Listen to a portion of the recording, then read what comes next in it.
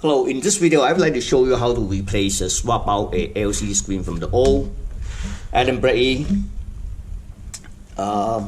screen to our direct replacement LCD screen. Our direct replacement is a already upgraded LED, comes with the drivers and one 6-pin pigtail connectors. Basically just swap it out. And let's take a look. This Adam Bradley is PanelView Plus 1250.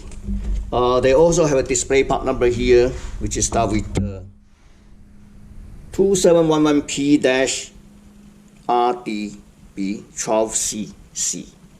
Okay, this is the only display unit. So there's total 10 screws holding the chassis. 1, 2, 3, 4, 5, 6, 7, 8, 9, 10. I removed some already just to save time. And then I also will show you how to solder this wire to the circuit board. Okay.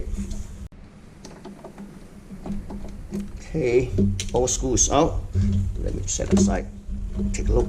Pull up like this. Set it aside. See the touch screen here? See the clip? So basically you just have to push from this side, take it out, and set it aside this front panel. And then you have to remove this 4 screw that holding the screens, and then we can swap it. As you can see, the first thing you need to disconnect this connector first. Okay, 2 connectors. All right. Okay, lift it up. Okay, disconnect the bottom, this one, and set aside the screen. So this one, we need to solder this 6-pin pigtail here. I already noticed the enable is on this pin. So, and then we're gonna solder either both wet to the positive, both black to negative, or you can just solder one black to negative, one wet to positive, and the yellow to enable. Show you a next.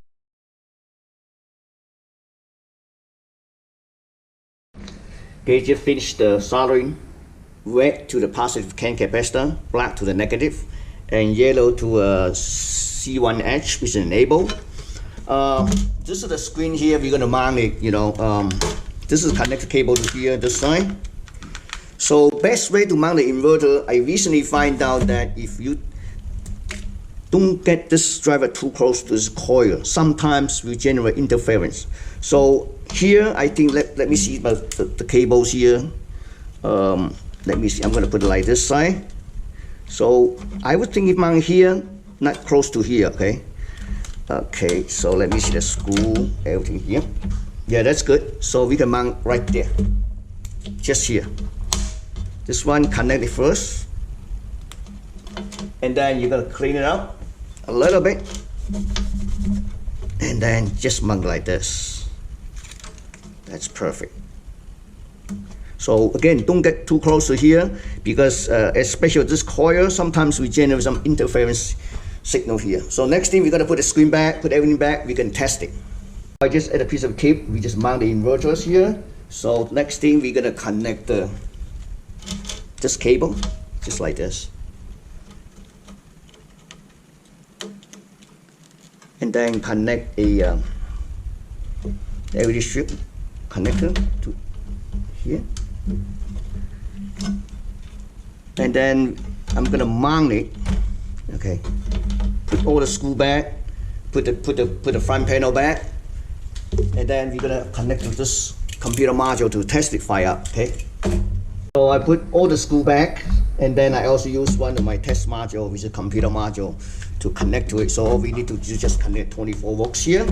So we're gonna take a look, see how the result is, and we're gonna fire up. Let me shut off this light first. Okay, so just swap out less than 15 minutes. Just connect 24 volt, and then the system, few seconds later, the system will display, and here we go. It's checking the BIOS. It's actually pretty bright.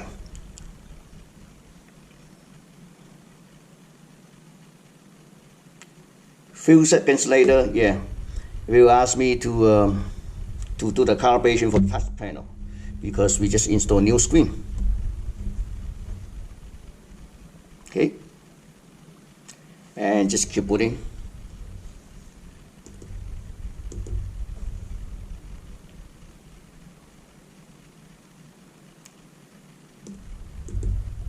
Yeah, just right here.